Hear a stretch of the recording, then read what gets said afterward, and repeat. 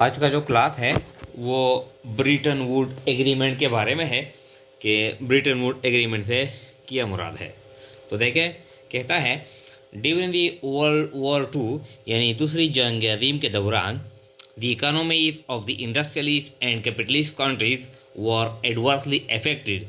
जो इंडस्ट्रियलिस्ट और जो कैपिटलिस्ट कंट्रीज है उनके जो इकोनॉमिस्ट है वो बुरी तरह यानी मुतासर हो गए। इंडस्ट्रियलिस्ट से मुराद वो कंट्री जिसमें बहुत ज़्यादा इंडस्ट्रीज है। कैपिटलिस्ट से मुराद वो कंट्री जिसके साथ बहुत ज़्यादा यानी कैपिटल है, यानी जो रिच कंट्री है। इंडस्ट्रियलिस्ट जिसमें बहुत ज़्यादा इंडस्ट्रीज है, कारखाने हैं। कैपिटलिस्ट यानी जिसके साथ बहुत ज़्यादा कैपिटल है, यानी रिच कंट्री है, एडवांस कंट्री है। तो देखें यानी क्या हो गया, बिजनेस इज डिस्ट्रॉयड यानी दूसरी जंग अज़ीम के दौरान यानी इनके जो इकानमी थे, बिजनेस इज डिस्ट्रॉयड, कारोबार तबाह हुए। पॉवर्टी इंक्रीज, गुर्बत इंक्रीज यानी इसमें इजाफा हो गया। अनएम्प्लॉयमेंट अकड़ यानी बेरोज़गारी यानी वजूद में आ गई, लोग बेरोज़गार बन गए। इन्वेस्टमेंट डाउन, जो इन्वेस्टमेंट यानी जो सरमाकारी थी वो ख़त्म हो गई, डाउन हो गई। करेंसी डिप्रिसिएटेड, इनके जो करेंसीज थे वो यानी डिप्रिसिएट हो गए। तो देखिए जो सेकंड जो यानी जंग अज़ीम है वो यानी किन ममालिक के दरमियान यानी वो लड़ी गई। तो ये जो एक टेबल है यानी वर्ल्ड वॉर टू है, तो इसमें दो ग्रुप थे। एक ग्रुप था एलाइड ग्रुप और जो दूसरा ग्रुप था उसमें यानी वो एक्सिस ग्रुप। तो यानी जो मेन पावर थे, जो मेन जो कंट्री थे, इसके यानी बहुत ज़्यादा कंट्रीज थे दोनों ग्रुपों में, लेकिन जो मेन कंट्रीज थे वो यूएस यानी United states, UK United kingdom, France, Russia, Poland, China, इस तरह नीदरलैंड वगैरह ये सब के सब थे। और जो एक्सिस जो ग्रुप था वो जापान, जर्मनी, इटली, इसके अलावा और भी थे। यानी ये तीन क्या है, ये मेन यानी जो पावर थे, यानी ये दो ग्रुप थे, दो पावर थे। यानी 1938 में यानी सेकेंड जंग अज़ीम है वो शुरू हो गई और 1945 में यानी ये ख़त्म हो गई। तो अब क्या हो गया, यानी ये जो एलाइड ग्रुप है यानी ये जो ब्रिटन वुड एग्रीमेंट है यानी इसका जो ताल्लुक है वो एलाइड ग्रुप से है। यानी ब्रिटन वुड एग्रीमेंट किसने साइन की, ये एलाइड ग्रुप ने साइन की।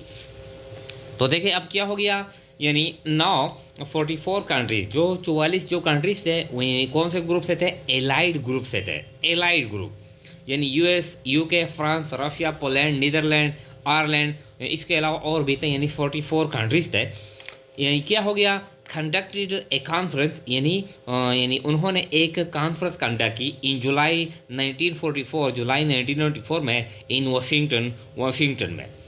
यानी ये जो एलाइड ग्रुप में जो 44 कंट्रीज थे, जो इंडस्ट्री और कैपिटलिस्ट कंट्रीज थे, इन जिनके जो इकोनॉमीज यानी जो डाउन हो गए थे, यानी एडवर्सली इफेक्ट हो गए थे। यानी जो एक्सिस ग्रुप था वो भी यानी डाउन हो गया था, यानी उनके जो इकोनॉमी है वो भी डाउन हो गए थे। लेकिन जो ब्रिटन वुड एग्रीमेंट का ताल्लुक है वो एलाइड ग्रुप के साथ है, तो इसलिए हम ये इसकी बात करते हैं।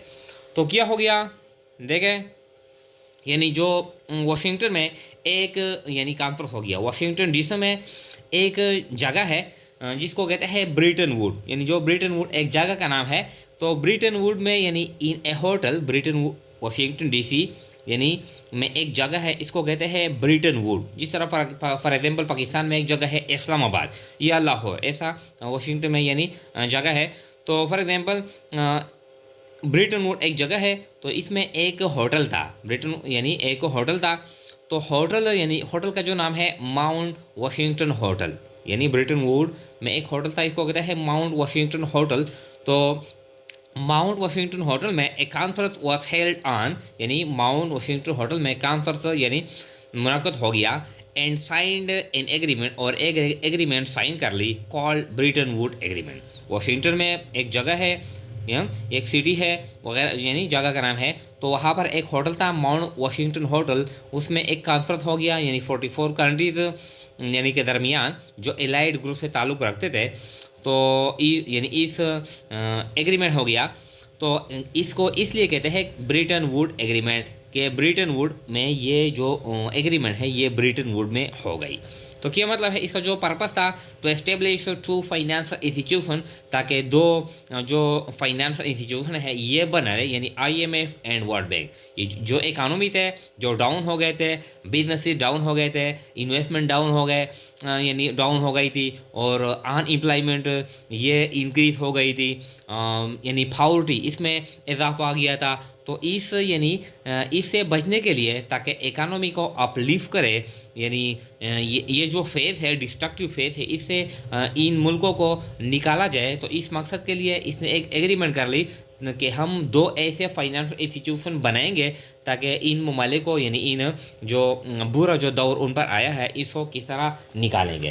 तो ये जो पर्पस है, तो देखें, to create IMF and world bank, यानी जो ब्रिटेन एग्रीमेंट है कि इस मकसद के लिए टू क्रिएट IMF एंड इनको यानी बनाए, to reduce poverty and improve employment, poverty गुर्बत को ख़त्म करे और एम्प्लॉयमेंट को यानी इम्प्रूव करे, to uplift their economy from crisis, यानी उस वक्त जो क्राइसिस है इसको किस तरह यानी काम करे और इकानमी को यानी इकनॉमिक डेवलपमेंट की तरफ इसको ले जाए, और to stabilise the value of the currency, यानी इनके जो करेंसीज थे उनकी वैल्यू भी बहुत ज़्यादा यानी गिर गई थी, कम हो गई थी, डिप्रिसिएट हो गई थी। तो किस तरह यानी जो करेंसी की जो वैल्यू है इसको किस तरह स्टेबलाइज करे, मजबूत करे, स्ट्रांग करे।